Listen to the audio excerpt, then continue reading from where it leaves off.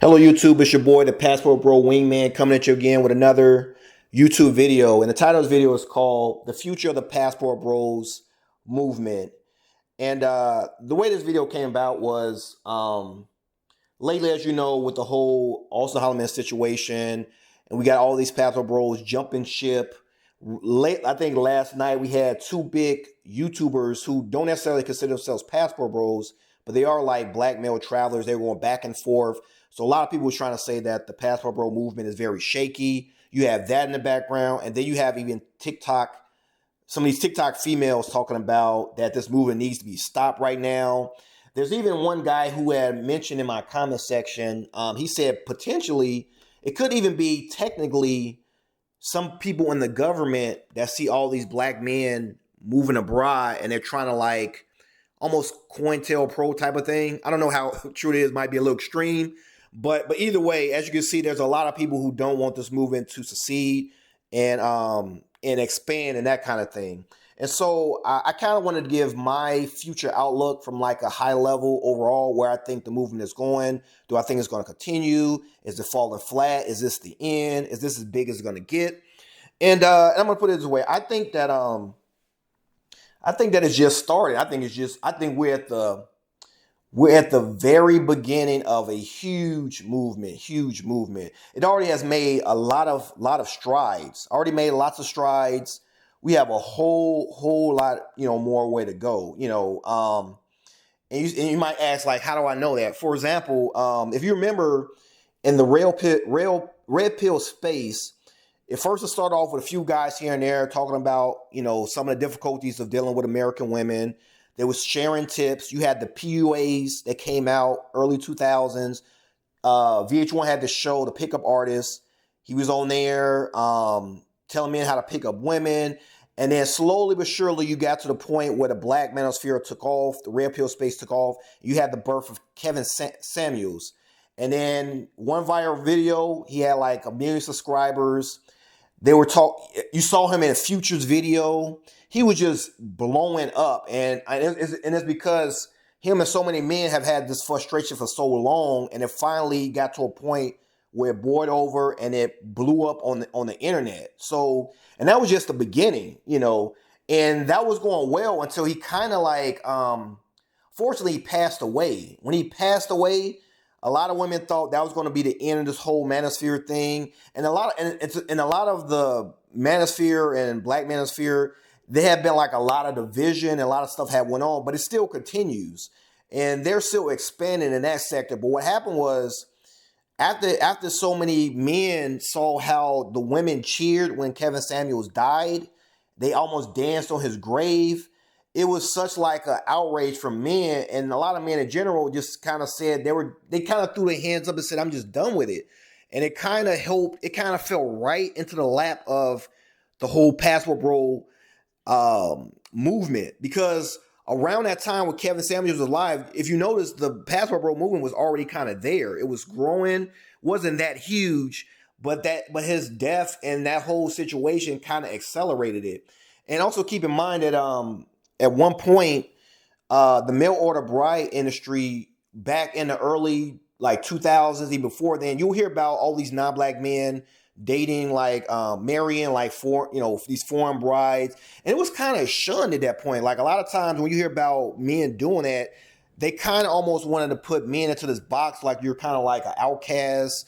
Like why, like kind of like almost like it was crazy. Like why would you be dating some woman over across the seas? You don't even know this woman. Why are they so eager to leave? It was so many questions around it. Most men that try to do this were like ostracized and that kind of thing. Even myself at one point, the earlier stage of my travel, when I started traveling, I was a little worried about what my mom would kind of think about the whole situation. And I even brought it up once in the past. This was like back in like 2000, let's say like 15, that kind of thing. And her reply was just almost like it was weird for me to do something like that. That was the whole kind of, the summing up, it was kind of like. So originally, a lot of guys, when they were thinking about doing it, it's almost like it was ostracized at first. But with the advent of Kevin Samuels coming out, and men started to notice that there actually is a situation going on with the culture here. And then, of course, I believe it's TLC with their show 90 Day Fiance. It really made it mainstream. Once people saw 90 Day Fiance, that got a big boost, and people kind of saw, it's actually not that bad. And they saw how the women are. They saw it wasn't that big of a deal. Then you have men who serve in the army. They're setting up their channels. They're talking about all these women that they're meeting. They're dating them. It slowly became almost like accepted over a period of time. And then even to the point where, to be honest with you, when my mother saw how like some of my family members, some of the male ones were having issues finding like wives and that kind of thing, and then they saw the show 90 Day Fiance, and they saw that as like another like option that men can explore if they're having troubles in the States.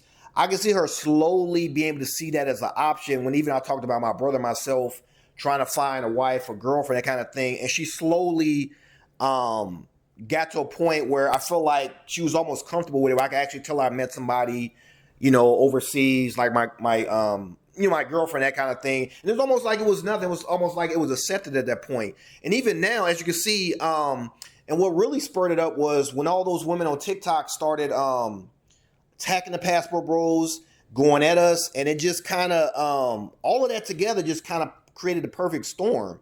So even now, as you can see, there's articles coming out about the Passport Bros. You got Fox News, their own little, small. They have like Fox News 26 in Texas. They interviewed some of the people who were like, they interviewed some. Pretty much, they brought up the topic of Passport Bros, and they interviewed some women and asked them about it. And so what I'm trying to say is that it's starting to catch on steam. Like right now, they're still trying to make it a shameful thing, and it's only because a lot of the women, they're used to having a monopoly on the men. They know that these men, a lot of times when they mess around with, we'll call them Pookie and Ray Ray in their teenage years, their early 20s, like the bad boy, that kind of thing. A lot of times when these men don't marry these women, usually when they get around 30, 35, and then they try to say, okay, well, I know that Pookie Ray Ray is not the marrying type. Let me go back and find some of these other guys who used to check for me. So that's where a lot of us come in. We're supposed to be the fallback guy when all other guys don't want them anymore. They're used up. They got all these kids. Their bodies don't look the same. They're starting to age out. Their biological clock is ticking. We're supposed to be there to clean up for them, come behind them and clean up the mess that they made with, Pookie and Ray or that kind of thing. So when they see all these men, such as we'll call us, like they kind of consider us the cleanup bros. So the guys that would be cleanup bros, when they say that these guys are now becoming Passport Bros, that's kind of their retirement package going out of the window. So they can't have that. We already have an epidemic where, as I said before, within the black community, I believe only one and about now four black women are getting married. When you look at the white community, it was about 1 and 2 were getting married. But as I stated before, that's only because the boomer generation pumps up their numbers. If you remove the boomer generation, they have the same issues that the black women have. It's about 1 in 3 white women that get married. And the number's going to slowly, it's going to get lower and lower. At some point, you're going to see most women in the United States, only about maybe 1 in 10 are getting married, that kind of thing. Because a lot of men are just tired of dealing with the behavior. They're so woke to the whole situation now and the way they're being treated, especially when you go overseas and you deal with some of the women there. You come back, it's almost no comparison. So they're trying their best right now to try to stop it. But I see a very bright future as men continue to see the Michael Irvins getting hit with sexual assault charges. The guy that just played in Creed, his wife tried to put this charge on him. She recanted her statement, but they're still trying to press charges. You had, more and more as men see this stuff, it's only going to get bigger. I would say I think that about a third of the men of the country are probably going to at some point consider leaving and finding a woman abroad, that kind of thing. So I think it's going to get bigger and bigger. I think it's going to become more mainstream. You're going to start seeing more shows, especially since 90 Day Fiance is doing phenomenal. It's only going to get bigger from this point, which is why I think that a lot of us are right now should, stay on our square. I think it's going to reward us in the end. I think the experience we have is going to be very valuable.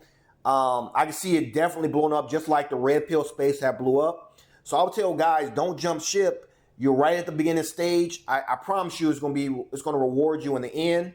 Especially the guys who are looking for wives, that kind of thing. I think at some point they can try to fight it as much as they can, but like as they say, the rabbit's out of the bag now. So that's where I stand with it. So I can go a whole lot more into detail on this, but I just kind of want to give a brief, synopsis of like the whole situation and just let you know that this is just a little fumble, a little speed bump right now. But as Big Truck said, I like the way he put it. He said that I'm gonna end it on this. He said that you guys are so worried about winter coming for the women here in the States, you guys forgot about summer. It's gonna be a hot summer. It's gonna be a hot summer. We have men traveling. Once they start posting those pictures of them in Brazil, they're in Colombia, we in Vietnam, we in Cambodia. Hot summer,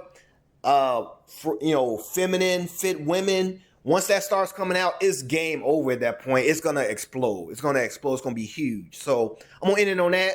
And I'm gonna end it by saying you guys were so worried about the winter, you forgot about the summer. And on that note, this is your boy, the Passport Bro Wingman, signing off. Please subscribe to my channel, hit the thumbs up, hit the notification bell.